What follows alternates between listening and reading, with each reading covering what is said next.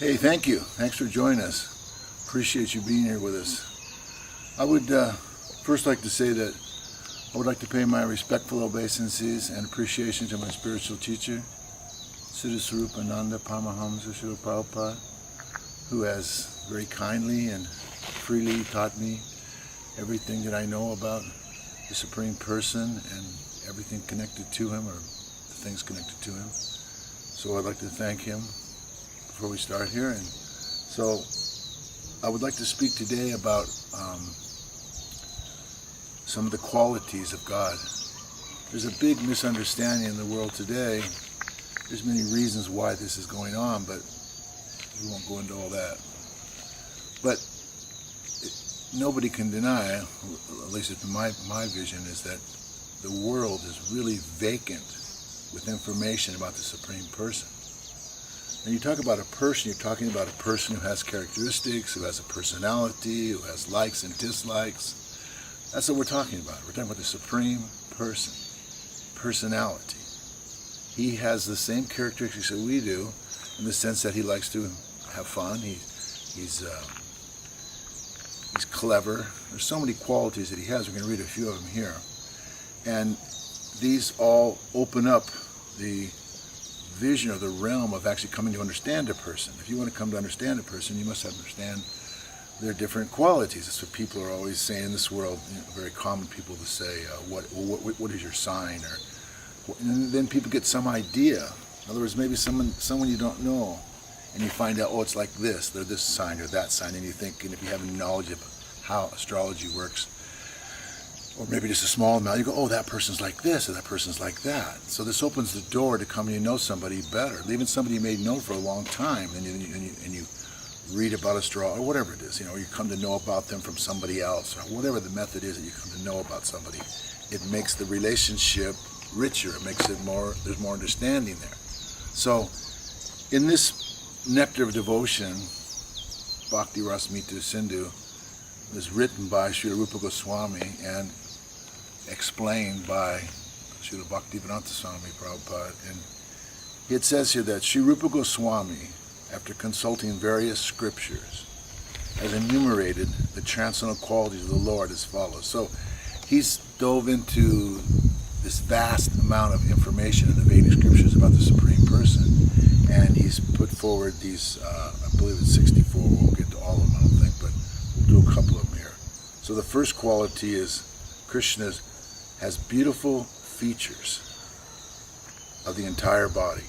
So in other words, I don't know, I just came to my mind that this is kind of a weird thing to say, I guess, but I can't help myself sometimes. I just think these things. But it's something that I've always, maybe you are like this too. I guess some of you are, probably, unfortunately. But when you see someone, you think, that guy's got really far out hair, or he's got really far out, he's really whatever. But then you see a flaw,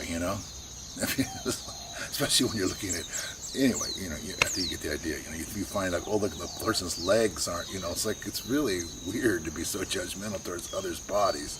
But it seems to be something that people do. I certainly have done it in my life. Look at the eyes, there's a beautiful butt, this or that, So here, and this is true, people have beautiful features in their these material bodies that we're wearing. But the Supreme Lord has a transcendental form, which means it's eternal. It means it doesn't change.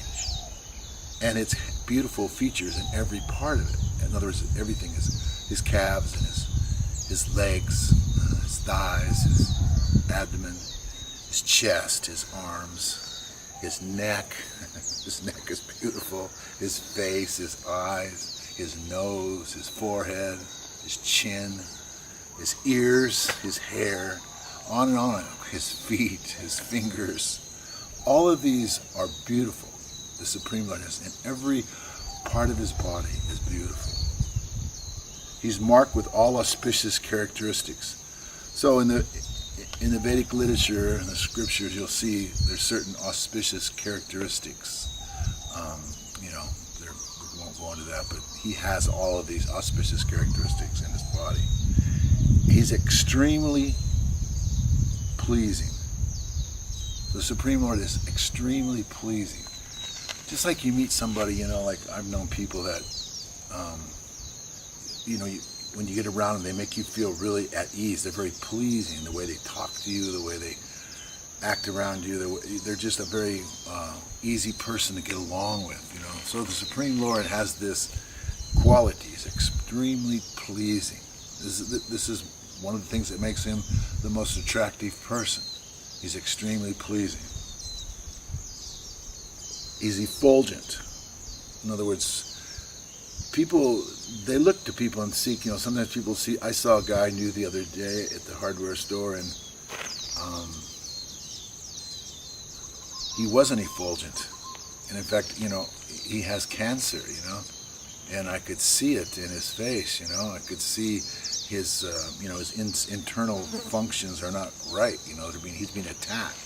So his effulgence was very low. I mean, I knew him, I've seen him in the past. I've known him for many, many years. He had a certain glow about him, a certain symptoms of life that were stronger than they are now. So this effulgence is something that people notice in people. Like I noticed this guy didn't have the same effulgence or the same shine he had before. So the Supreme Lord is effulgent. In other words, his body is radiating with spiritual bliss, spiritual happiness, spiritual pleasure, and eternity and full knowledge. These are part of this glow that's coming from him. So next is strong. God is the strongest person. Nobody is stronger. Ever youthful, wonderful linguist, truthful, talks pleasingly, can speak fluently in all languages, highly learned, highly intelligent, a genius, artistic, extremely clever, expert, grateful.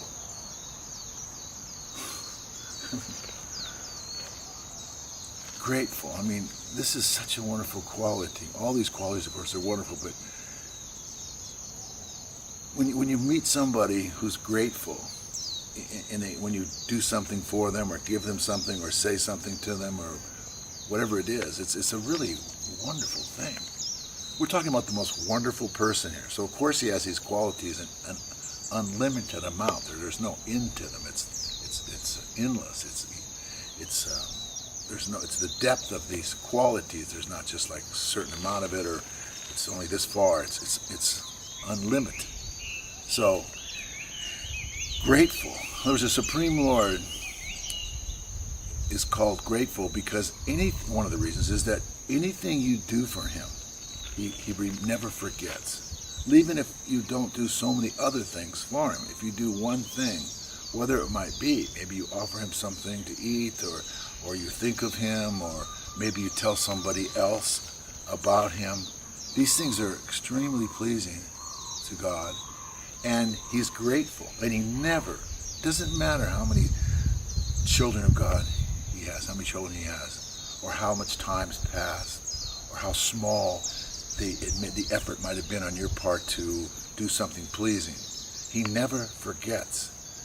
This is something that's missing in this world to a great degree. I don't know about the people you hang out with, but even the people that I cared about the most in my life, and I'm sure they would say the same thing about me, that I'm sure they would say something about me, that there's this feeling of, does this person really appreciate me? It doesn't seem like he's very grateful. I worked really hard to make this dinner for him, or I worked really hard to do this, and I worked hard for him here. Did he appreciate it?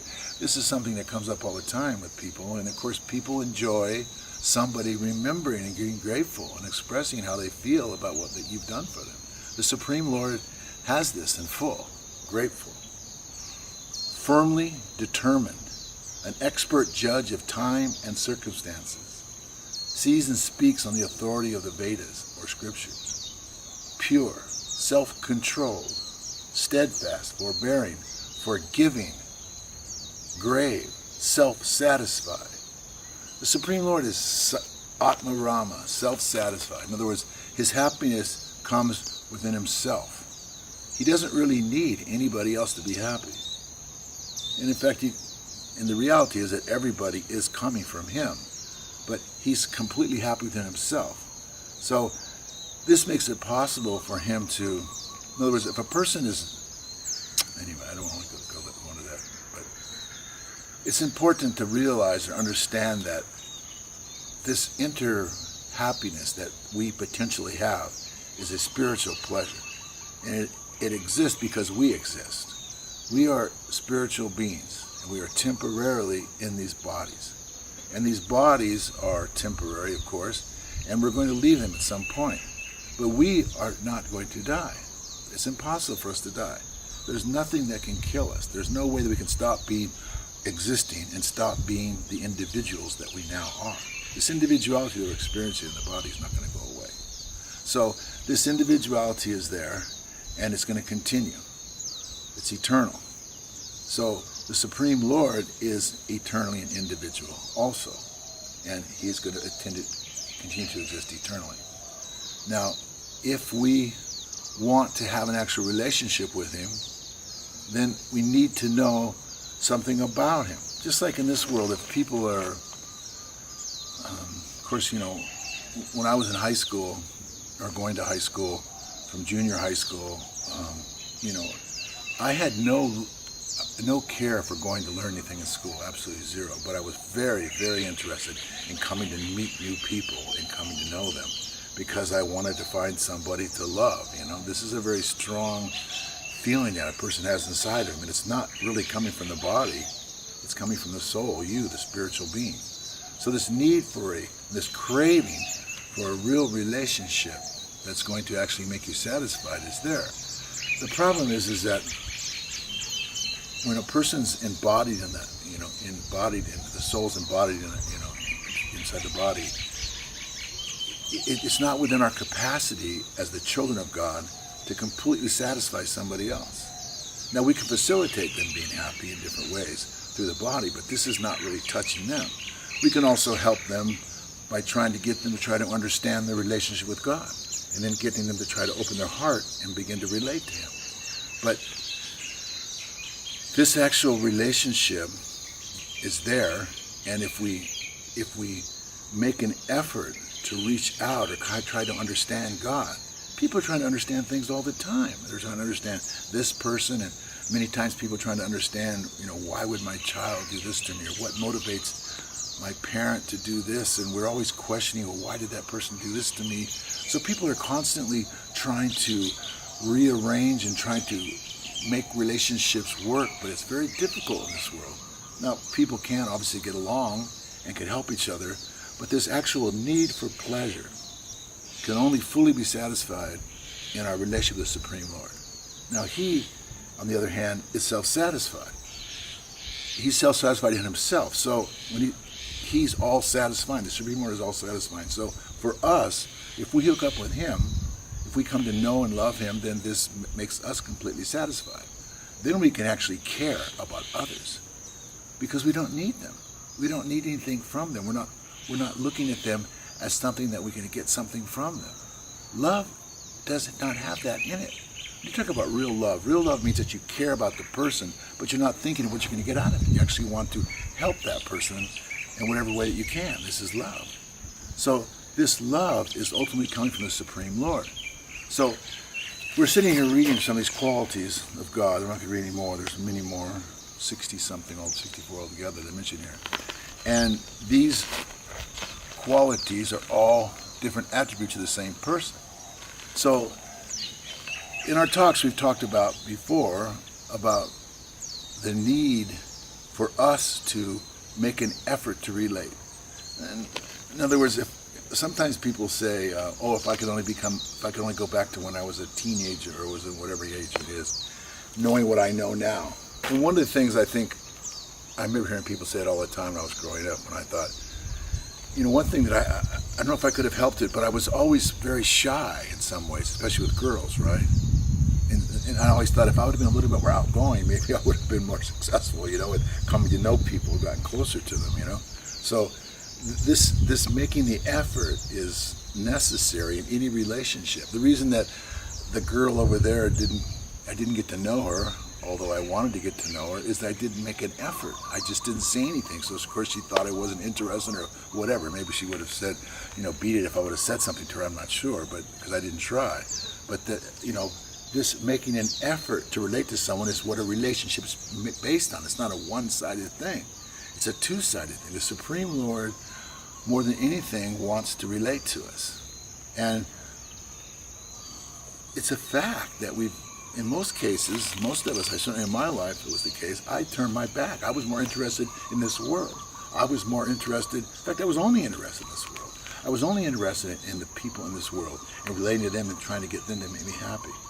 I came to a point where I started to question, is this really working? And of course the answer was no, it's not, It is not working. And I wanted to be happy.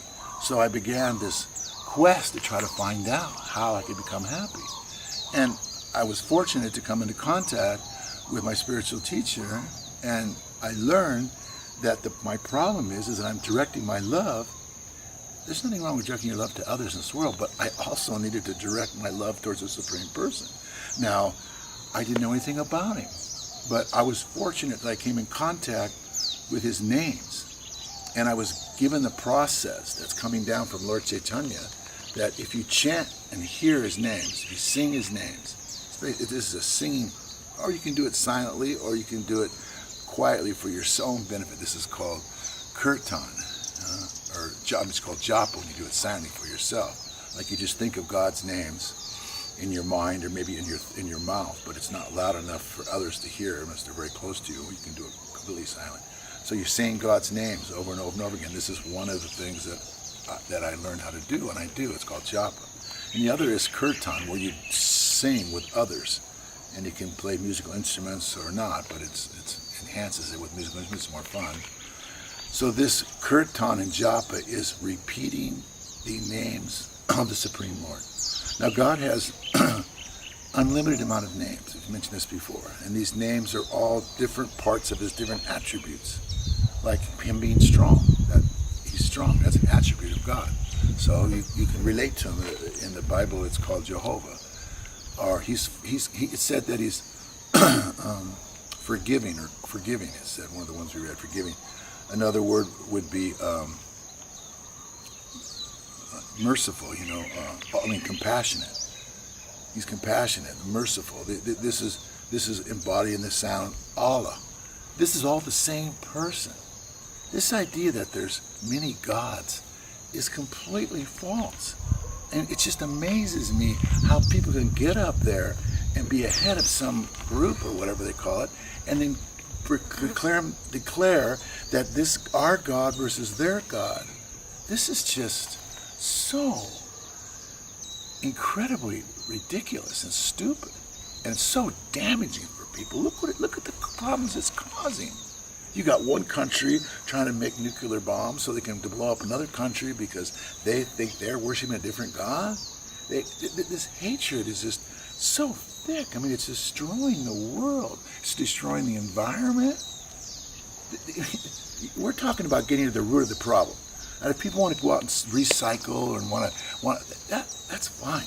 You want to lower your carbon footprint, go ahead. But I'm talking about solving the problem. That's not going to solve the problem. You want to solve the problem, you have to get at what the problem is. The problem is that people are at war with each other, either in their minds or with their bodies, because they think that they're worshiping or have a different God. There's only one God. And that God loves all of us. And he wants us to get along.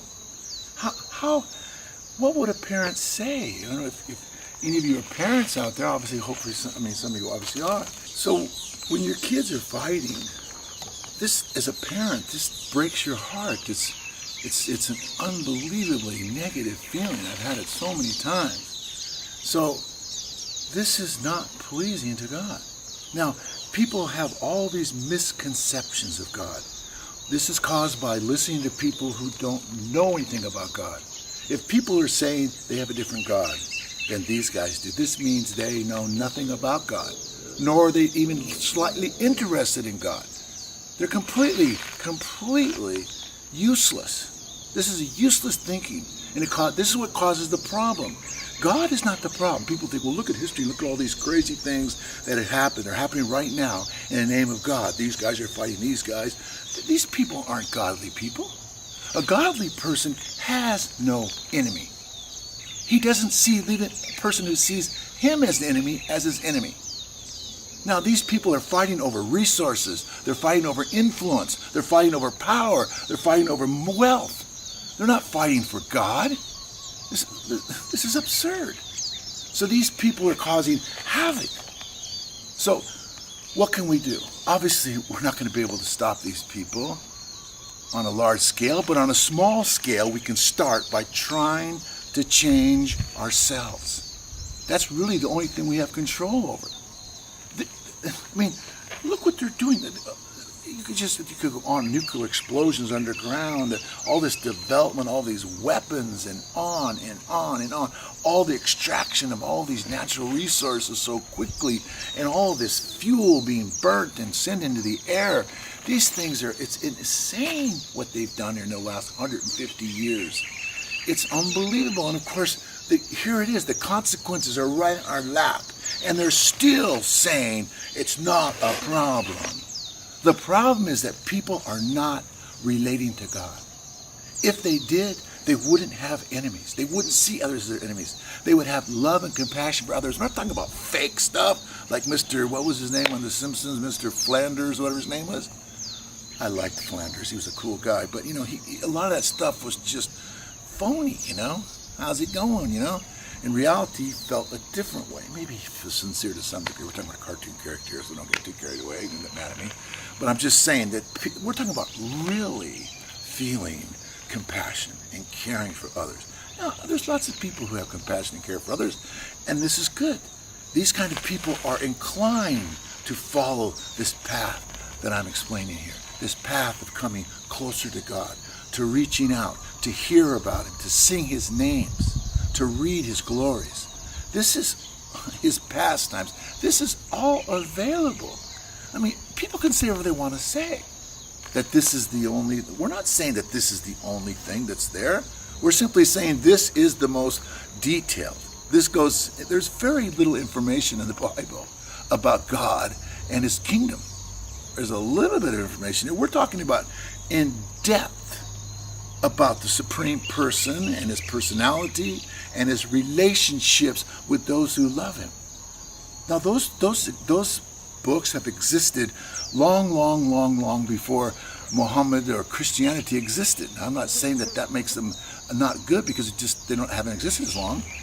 Those religions, those faiths are based on the same thing. Christianity is based on love for God. That's it. If you're a Christian, it means you love God and you love others. That's what it means to be a Christian. If you don't love God with all your heart, all your mind, your complete being, that's what Jesus taught. That's my first, number one, and foremost. He doubled up on that. First and foremost commandment. This is Christianity. Everything else is secondary. Those things are not love. I don't want to get into that. But the point being is that this truth is there in the Bible. It's taught by Lord Jesus Christ, and this is what Christianity means. It means loving others much as you love yourself. And this means loving other people who don't think the same way as you do. Now, your love for them may need to be from a distance, maybe. If they're so dangerous, they're going to kill you or whatever. But you still have these feelings to them. You're not looking down on them. You don't have animosity towards them. You see them as being a brother or a sister. Or as you have the same mother and father. The Supreme Lord is everyone's. Everything is coming from Him. Everything. So this information is there. It's not difficult to get a hold of. It's very simple to get a hold of.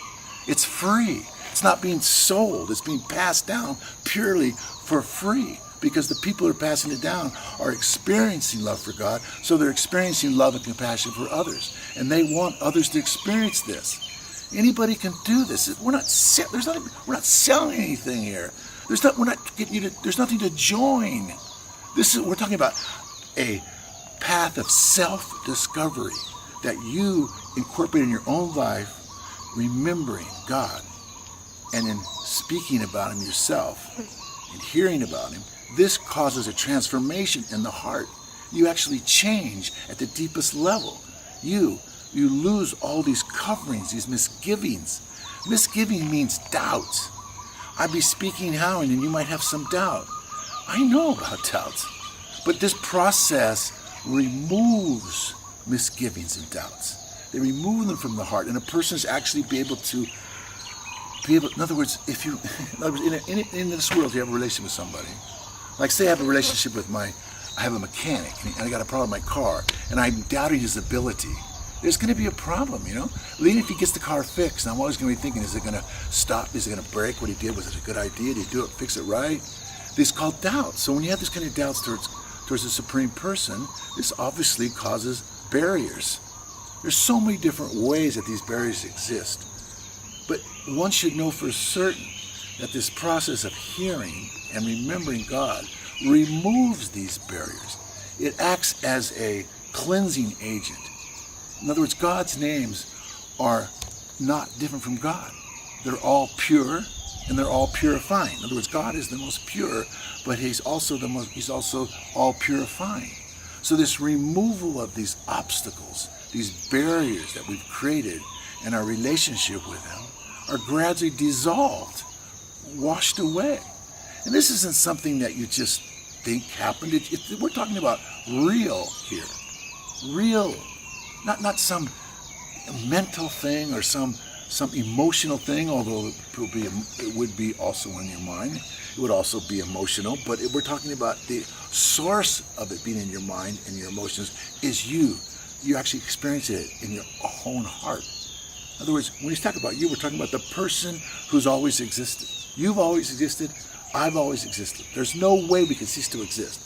It's impossible. So this person that we all are, this individual soul that we all are, we're all different individual souls, is that we have this need to experience our relationship with the Supreme Soul.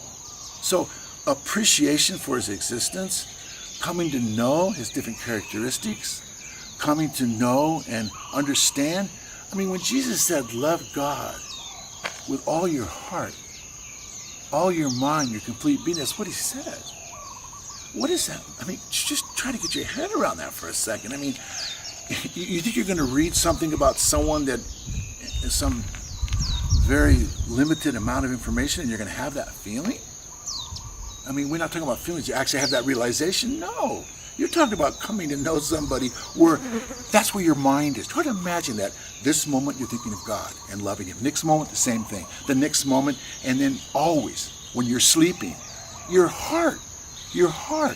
He's talking about mind, heart, and your complete being. So you're not going to be able to come to this condition of perfect love for God simply by getting limited information about him and not being able to hear his names and understand what those names mean as far as what aspect of God does that mean. Just like when you say Rama. Rama means he who gives pleasure to those who love him. Notice the Supreme Lord wants to give us all pleasure.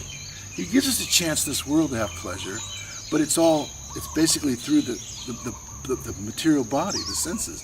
So it doesn't really give pleasure. He wants each and every one of us to love him so we can receive this transcendental pleasure, eternal pleasure. This is his will. This is what he wants. But we have the freedom to reject that. Everyone has that freedom. You can't, when they use the word fanatic, religious fanatic, those words are totally opposite. Fanatic means force and religion means freedom. People don't understand that, but that's a fact. Religion means the freedom to choose. These people are trying to force people in some cases. They're trying to scare us, So terrorism, they're trying to scare us.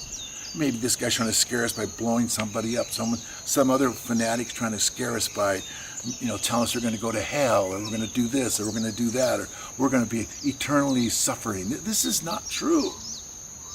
I mean, it's possible, technically, but it's based on your activities. It's not based on what happened in the past from somebody else. Each one controls his own destiny by what his consciousness is, what it is that what does he love, what is his motive, why is he doing things he's doing. This is the point. If you love someone with your complete being, then automatically you will see that relationship. Automatically you will see the common relationships you have with others, that we all have the same father and mother. And then you will see that you will develop a natural love for them. It's not something you need to do separately. In fact, you can't do it separately. Unless you love the Supreme Person, you're not going to love his children, your brothers and sisters. So this love for God takes care of all problems. It solves the problem of people trashing the planet, because then people will know for sure, without a doubt, that this doesn't belong to me. I'm only here temporarily. And my job as being a custodian for this wonderful gifts I've been given is for me to take care of them and also for me to share them. This will be the outcome. The world would, if this wave went across the world, and we can start it on it has to be started on a grassroots level. In other words, I'm one person here, you're one person there, and people begin to practice this and actually begin to experience love for God and love for others, then the world will change. Any person who has this understanding, this experience, this realization, is going to affect others. So it grows very quickly in that way.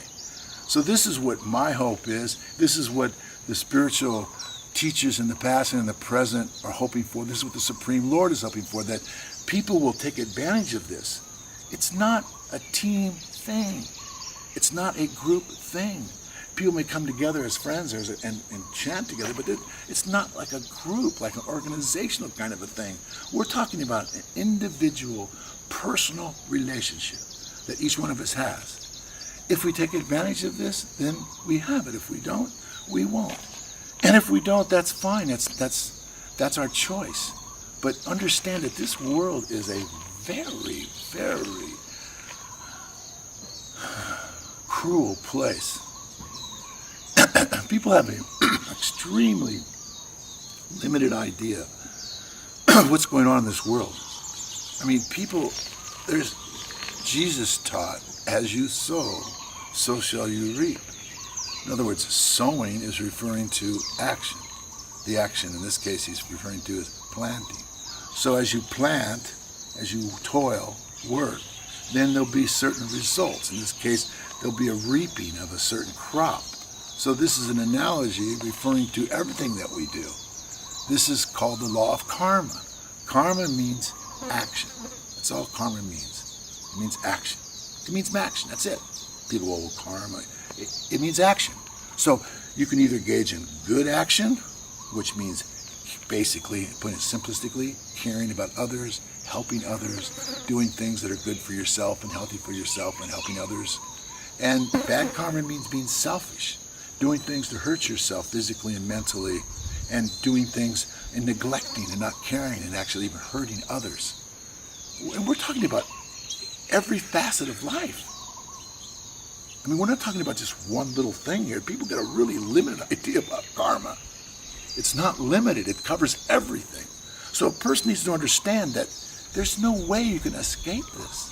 So there's consequences. The consequences are you're going to be put in a situation that's going to be tough and rough. And that's going to help you remember. That's why that's why there's discipline. People have to be reminded. This is a reminding process. This whole process is based on love, based on wanting to reform us. This place is like a giant reform school. But if people don't get reformed, they just keep doing the same things over and over again. And it doesn't have to be, each person makes these changes according to their own plan, their own desire. It's not forced upon somebody. But if somebody, just for instance, say some of you out there decide that you're going to start remembering God's names. So, for instance, so maybe let's just say, Hari. Hari means the energy of the Lord. And Krishna means the all-attractive, the most attractive person. God is the most attractive person. He's Buddha, he's the most knowledgeable, the most intelligent. He's Allah, the most compassionate. He's Jehovah, the most strong, and on and on and on. Hundreds and millions of names describe his different qualities. This makes him the most attractive person. So when I say Hari Krishna, this means it refers to the energy, or sometimes the word Hari refers to the Lord or the owner of all energies, and then the most attractive person. And the word Rama means he who gives pleasure to those who love it. So if I started to hear these names in my own mind and in my own ears, like softly say, Hari Krishna, Hari Krishna, Krishna, Krishna, Hari, Hari, Hari Rama, Hari Rama, Rama Rama, Hari Hari. This is called the Maha Mantra. In other words, mantra means God's names. It means God's names. And Maha means the greatest. So these are the names of God, these 16 words. If one takes this into their mind and heart, one will actually begin to experience what we're talking about today. It's a gift. It's a gift. It's something that each of us, nobody owns these names of God, but yet everyone owns them in the sense that it's our Father. It's a relationship that we have with Him. Every one of us has a right and has the special privilege of being able to take these names or any names of God and be able to say them to themselves and say it out loud. This is the beginning of this process. Thank you for tuning in, and hope you had as much fun as I did. See you next time. Haribol.